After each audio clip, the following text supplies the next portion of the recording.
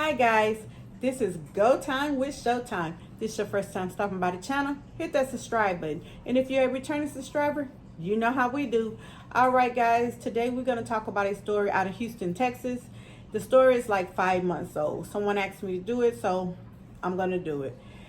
This story is about a lady by the name of Zaikiya Duncan with her boyfriend Terrell. Now what these two did was very disturbing.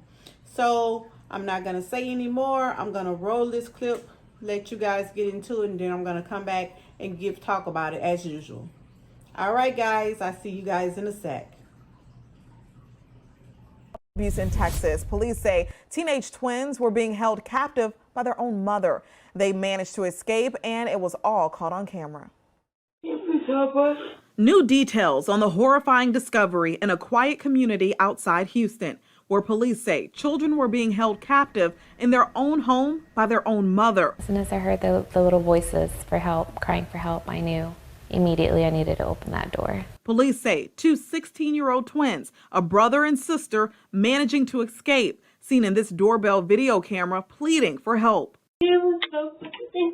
At 5:30 Tuesday morning, they were taken in by this neighbor who wants to remain anonymous, giving them blankets and food. The twins say they were handcuffed and held captive in the family's laundry room. Their hands were so swollen. Their poor hands were bigger than the rest of their body, basically. I mean, you could tell that they both had been struggling and pulling and tugging on those handcuffs, trying to get them off. And it was awful.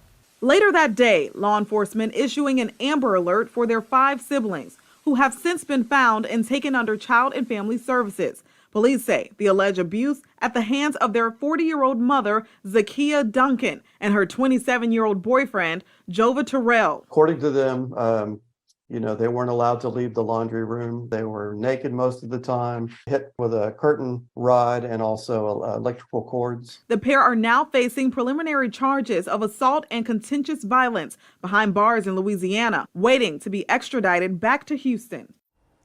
Well, there is still a lot of unanswered questions here, but thankfully the children are getting treatment at a local hospital, and the Texas Department of Family and Protective Services opened up a case. They're going to work alongside law enforcement to figure out exactly what happened. Hey guys, yeah, you saw that video and it's disturbing. It's disturbing because this is their mother. She's supposed to love, protect, and make sure nothing happened to these kids, but yet she the idiot doing the stuff to them. Then it says that he, in another news article I saw, that he just witnessed it. You just standing your dumb ass around, letting her handcuff these kids, zip tie these kids, feed these kids their own feces, making them drink bleach and Lysol, and you just standing by doing nothing. The fuck out of here. He was in it too. He was abusing them just like she was. Now they both are in jail in Texas. They have been brought back to Texas. The woman has a $4.5 million bond. He has a $1 million bond. And I know ain't nobody finna go pay that shit for them. They better not go pay that for them, because I wouldn't pay a motherfucking thing for any one of them. They deserve to be there. They deserve to be there to their sentence. They haven't been sentenced yet, but I'm going to follow this case and I'm going to let you guys know what the sentence is. It's also said that these kids went door to door, knocking on a bunch of doors. A couple of the neighbors did turn the kids away. And it was that one lady that took them in. She was a single mother. She took them in, fed them and everything like that. If it wasn't for this lady, ain't no telling what could have happened to these kids. They could have woke up, found them, killed them for escaping, anything. I'm glad she opened her door, because these days, I know it's hard for us to open our doors with what's going on, but I don't think me as a parent, as a mother, I could let some kids that I see on my camera stand out there and not let them in. I just can't see that, because anything can happen. If you that scared, To me, if I was that scared, I'd have probably went to the door with a gun and I'd have let them kids in. Anybody else ran around that corner, they'd got their face blew the hell off. Because I'm just letting these kids in here, not you. With that being said, guys, it also said that when these kids wanted to take a bath, she would make them bathe in dirty mop water. Mop water that she done mopped the fucking floors with. Do that make sense? That don't make any sense. Then when she noticed that they was gone, she packed up the other 5 kids, get on the road, and run to Baton Rouge.